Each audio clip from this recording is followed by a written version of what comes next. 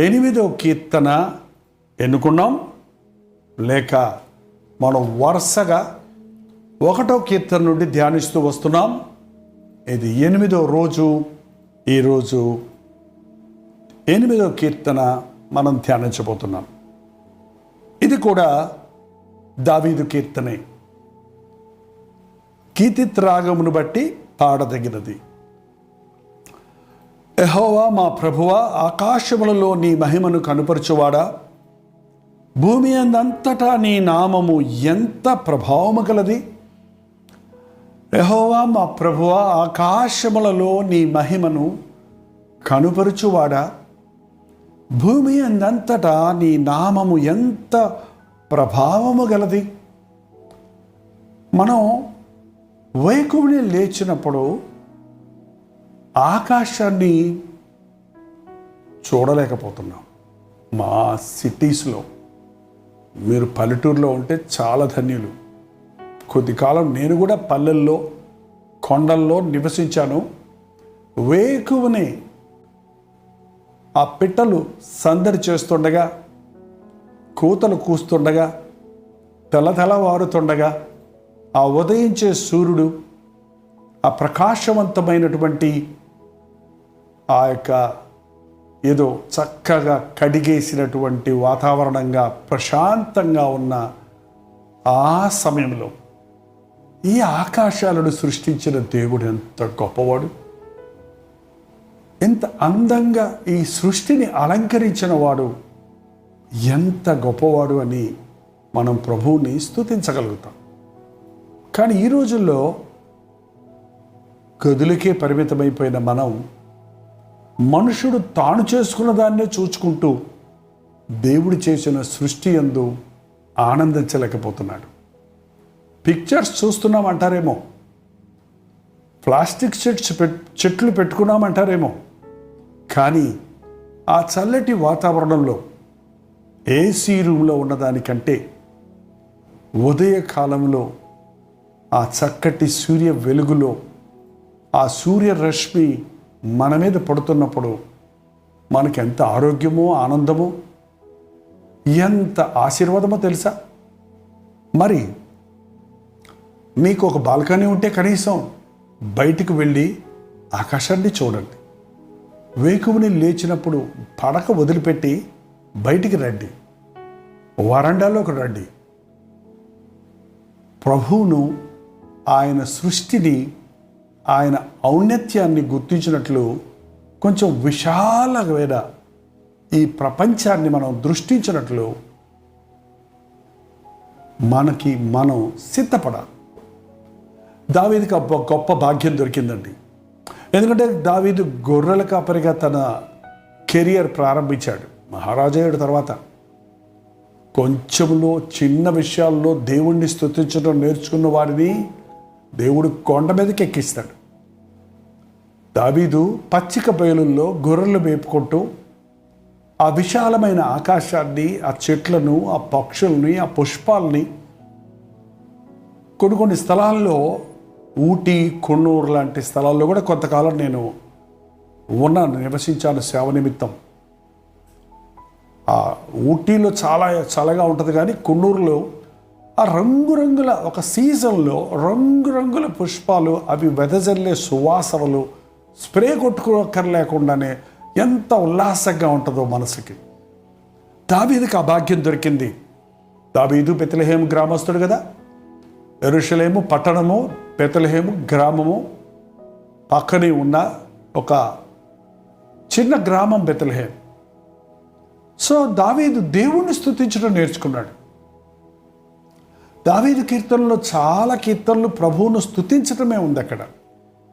ఎందుకంటే తాను పొందినటువంటి ఆకాశంలో ఆయన మహిమను, భూమి అందంతటా ఆయన నామ ప్రభావాన్ని చూచుకున్నప్పుడు శత్రువులు పగ తీర్చుకుని వారిని మానివేయుటకు నీ విరోధులను బట్టి బాలుల యొక్కయో చంటి పిల్లల యొక్క స్తుతుల మూలమున నీ ఒక దుర్గమును స్థాపించి ఉన్నావు. ఈ లోకములో పగలు, కక్షలు, ద్వేషాలు మనకి కనపడుతున్నాయి, కానీ చిన్నపిల్లలు వాళ్ళకి పగలు ఉండవు, కక్షలు ఉండవు, ద్వేషాలు ఉండవు, భయాలు ఉండవు, కొరతలు తీర్చే దేవుడు ఉన్నాడని, వారి తల్లిదండ్రులు ఉన్నారని ఉల్లాసంగా స్తుతిస్తూ ఉంటారు, కేరింతలాడుతూ ఉంటారు. అలాగే దేవుని బిడ్డలమైన మనం దేని విషయమై చింతించని అవసరం లేకుండా ఇంత ఆకాశాన్ని భూమిని సృష్టించిన ప్రభు నా అవసరతలన్నీ తీరుస్తాడు అన్న విశ్వాసం కలిగితే ఉల్లాసంగా ఉండగలుగుతాం. దావీదు అటువంటి వాతావరణంలో ప్రభువును స్తుతిస్తూ పెరిగాడు. ఇంకా చూస్తే 3వ వచనంలో, నీ చేతి పని అయిన ఆకాశములను నీవు కలుగజేసిన చంద్ర నక్షత్రములను నేను చూడగా, నీ చేతి పని అయినటువంటి ఆకాశమును నీవు కలుగజేసిన చంద్ర నక్షత్రాలను నేను చూడగా. ఎప్పుడైనా చూసారా? ఆకాశాన్ని చూసారా? ఎంత అద్భుతంగా ఉంటుందో. మన దేశంలో అన్ని మేఘాలు కనబడవు, కానీ ఒకసారి నేను యుఎస్ఏ వెళ్ళినప్పుడు, కాలిఫోర్నియాలో ఫ్లైట్ దిగుతున్నప్పుడు ఆ చుట్టూ మేఘాల్లో నుంచి ఫ్లైట్ వెళ్తుంటే, కిటికీలో నుంచి చూస్తుంటే మేఘాలు ఎంత అందంగా ఉన్నాయో, తెల్లగా, ఎంత చక్కగా ఆ నీలిరంగు మేఘం, నా నీలిరంగు ఆకాశం, తెల్లటి మేఘాలు, ఆ మేఘాల్లో తేలుతున్నట్టు అనిపించి నేను నా చిన్న వీడియో కెమెరాతో కొన్ని వీడియోస్ తీశాను. అవి ఒక పాటకు కూడా యూజ్ చేశాను. తర్వాత చాలాసార్లు మనకి అటువంటి అనుభవాలు ఈ రోజుల్లో దొరకటం లేదు. కానీ మనం వాక్యం ధ్యానిస్తుంటేనే మనం ఆత్మలో పరవశించగలుగుతాం. ఆయన చేసిన ఆకాశాలను, సూర్య చంద్ర నక్షత్రాలను నేను చూడగా, చంద్రుడు ఎంత చక్కగుంటారో రాత్రి వేళ చూచారా? కంప్యూటర్ చూడటమే సరిపోయింది, సెల్ ఫోన్లో చూసుకోవటమే సరిపోయింది. అందుకే మన కళ్ళు పాడైపోతున్నాయి, రెటీనా ఎఫెక్ట్ అవుతుంది. కానీ చందమామను చూడండి, చల్లటి వాతావరణాన్ని అనుభవిస్తే, ఆ నక్షత్రాలు ఆకాశంలో మినుకుమంటున్నప్పుడు ఎంత అందంగా ఉంటుందో. కనీసం ఏదైనా ఒకరోజైనా వీలు చేసుకొని వెళ్ళి చూచి గుర్తించి ప్రభువును స్తుతించడం అభ్యాసం చేసుకోవాలి. మన పిల్లలకు చూపించాలి. ఎంతసేపు బొమ్మలు కాదు, పిక్చర్స్ కాదు, టీవీలో చూసామో అని చెప్పకండి. రియల్గా వాటిని అనుభవించినప్పుడు మన హృదయంలో మన దేవుడు ఎంత గొప్పవాడు అనన్న ఆశ్చర్యం కలుగుతుంది, కృతజ్ఞత కలుగుతుంది, ఉల్లాసం కలుగుతుంది. ఆయన ఎడల మనం కృతజ్ఞతతో, స్తుతితో సంతోషించగలుగుతాం. దావీదు, నీవు చేసిన నీ చేతి పని అయిన నీ ఆకాశములను నీవు కలుగజేసిన చంద్రనక్షత్రములను నేను చూడగా, మనుష్యుని జ్ఞాపకము చేసుకున్నట్టుకు వాడే పాటివాడు. ఇంత పెద్ద సృష్టి చేసిన దేవుని ముందు ఎంత పెద్ద ఆకాశం అండి, ఎంత పెద్ద సూర్యుడిని అనలేదు, ఎందుకంటే సూర్యుడిని చూడలేము. సూర్యుడిని నేరుగా చూశారంటే కళ్ళు కాస్త వెళ్ళిపోతాయి కదండి.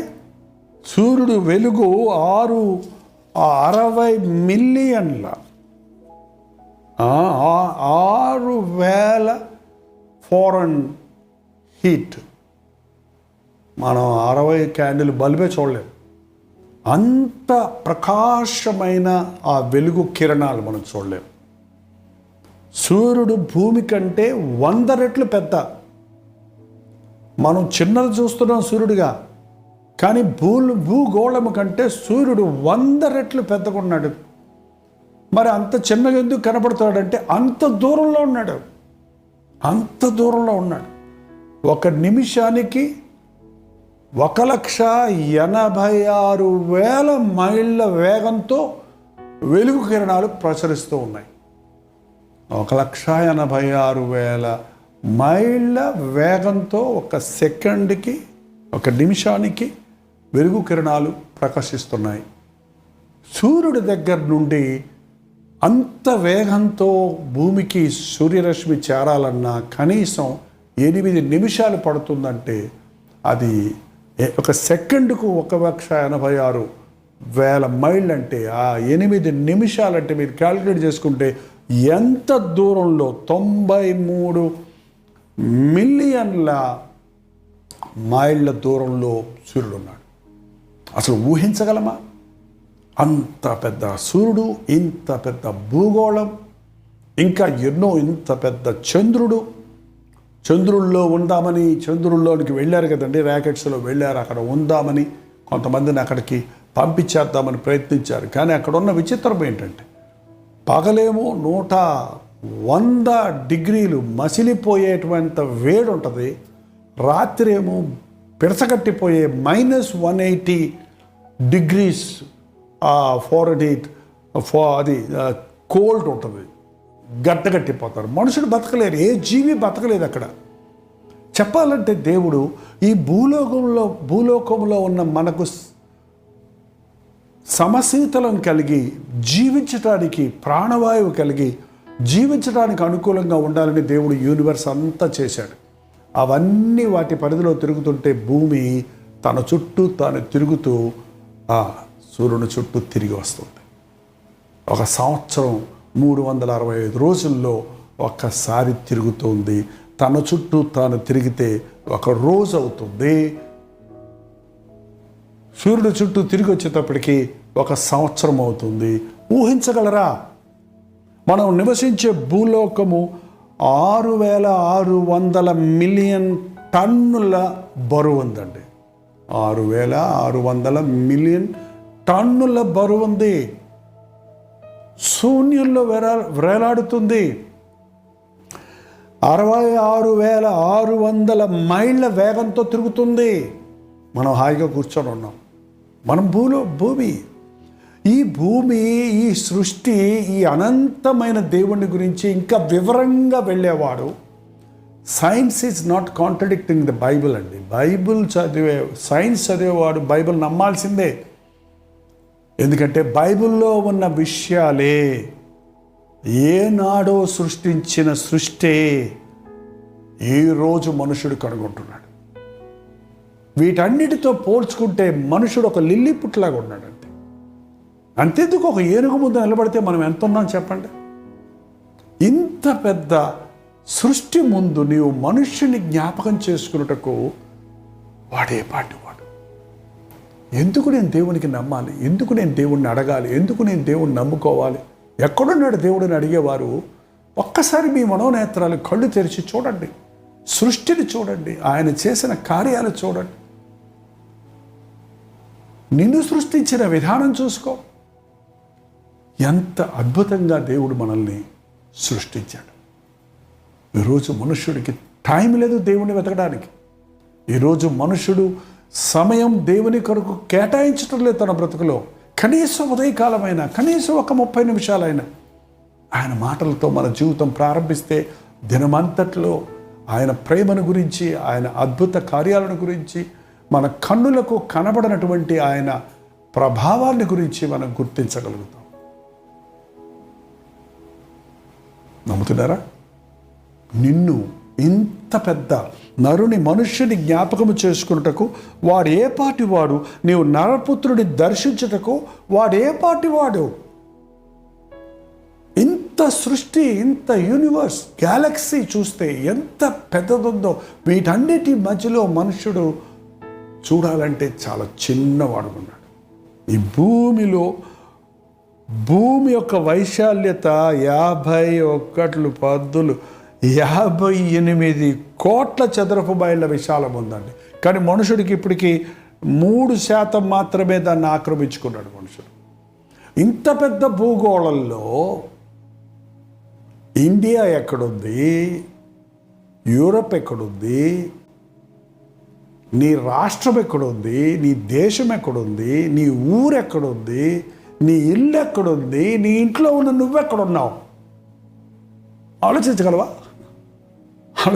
అండి? ఒక పట్టణాన్ని చూసుకుంటేనే చెన్నై లాంటి కాస్మోపాలిటన్ సిటీస్ ఎంత పెద్ద పట్టణం, అడ్రస్ కోసం ఎంత ఎతకాల్సి వస్తుంది ఒక్కొక్కసారి. అంత పట్టణములో నువ్వు ఏ ఇంటిలో ఉన్నావో, ఏ చిన్న గుడిసెలో ఉన్నావో, ఏ గదిలో ఉన్నావో, ఏ వన్ రూమ్ హౌస్లో ఉన్నావో, డబుల్ బెడ్రూమ్లో ఉన్నావో, నువ్వు అందులో ఏ గదిలో ఉన్నావో, నువ్వు ఎక్కడ నిలబడ్డావో, ఎక్కడ కూర్చున్నావో, ఎక్కడ లేచావో కూడా తెలుసుకునే ప్రభు అండి. పెద్ద దేవుడే కానీ నిన్ను చూస్తున్నాడు. యథార్థవంతులను బలపరచుటకు ఆయన కనుదృష్టి భూలోకమందంతటా సంచారం చేస్తుంది. దేవుడు సూర్యచంద్ర నక్షత్రాలను సృష్టించాడు కానీ దేవునికి కావాల్సింది నువ్వు నేను. మనం ఆయన ఆకారంలో, ఆయన స్వరూపంలో సృష్టించబడ్డాం. ఆయన మనల్ని ప్రేమిస్తున్నాడు, నిన్ను ప్రేమిస్తున్నాడు. ఈ ఉదయకాలం నిన్నే ప్రేమిస్తున్నాడు. ఆయన నీతోనే మాట్లాడుతున్నాడు. ఒక ఫుట్బాల్ గ్రౌండ్ మీరు చూస్తే ఎంత పెద్ద గ్రౌండ్ ఉంటుందండి. ఎన్ని వేల మంది కూర్చుంటారు. కొంతమంది 2 పార్టీలు ఆడుతుంటారు. ఇటొక గుంపు, ఇటొక బ్యాచ్, అటొక బ్యాచ్ ఆడుతుంటారు. ఒక రిఫరీ ఉంటాడు. ఈ రోజుల్లో అంతా లైవ్ వెళ్తుంటుంది. కెమెరామ్యాన్ ఉంటాడు.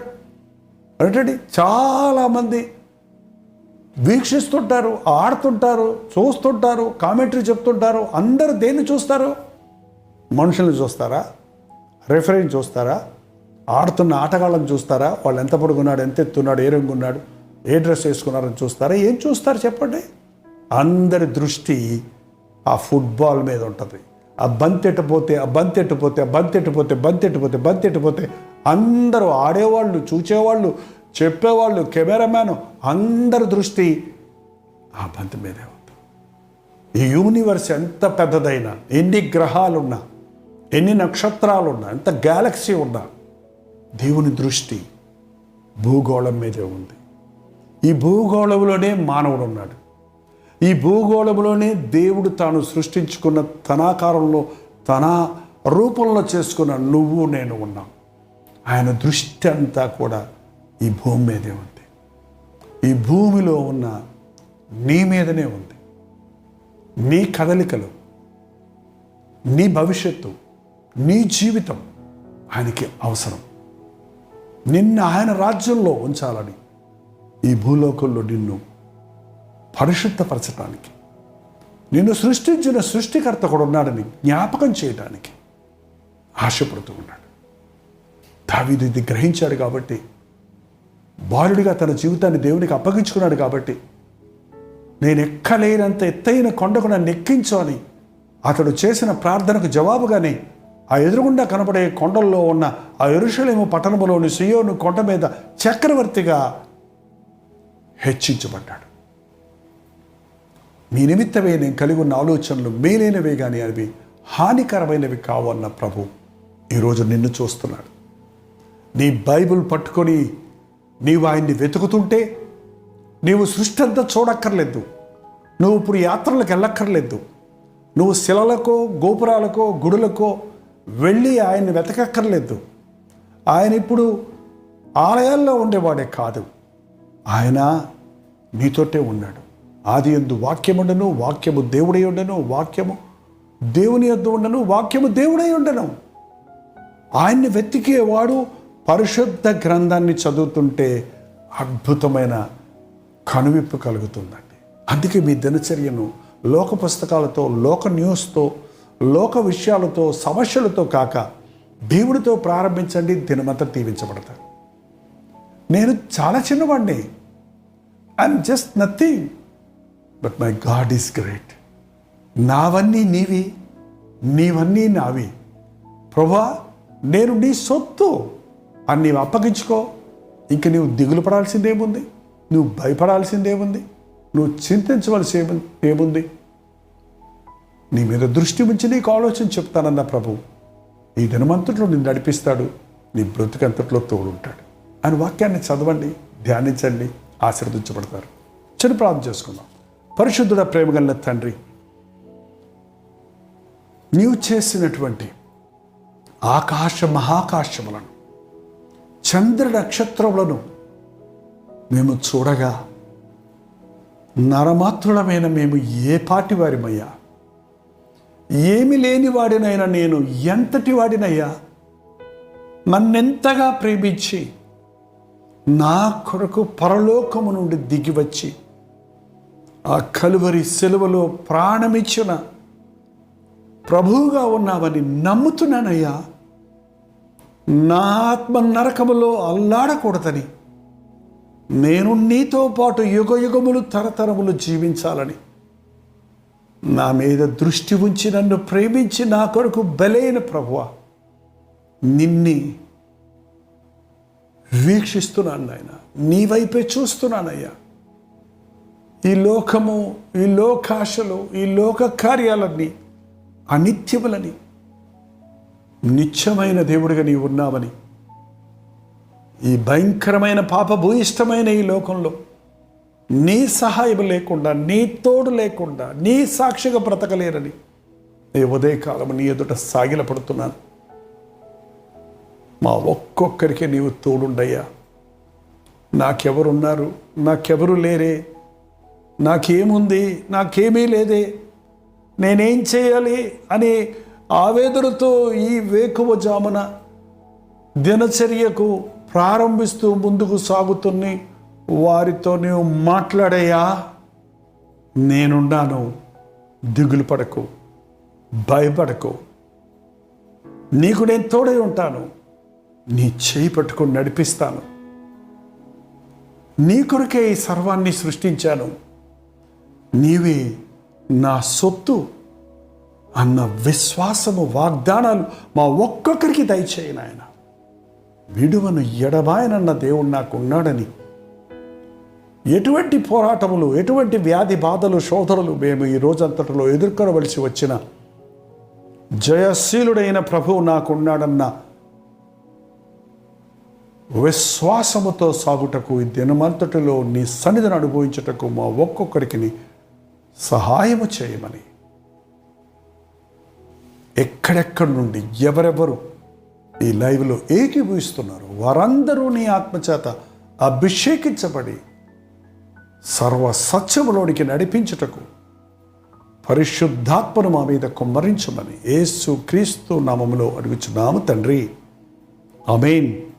మన తండ్రి అయిన దేవుని యొక్క ప్రేమయు, కుమారుడైన క్రీస్తు యొక్క కృపయు, ఆదరణకర్త అయిన పరిశుద్ధాత్మ యొక్క సహవాసమును ఆయా స్థలాలలో ఈ వేకువని దేవుని సన్నిధిలో కూడి వచ్చిన మీకందరికీ ఇప్పుడును సదాకాలము తోడై ఉండును గాక. ఆమేన్, ఆమేన్, ఆమేన్. దేవుని స్తోత్రం.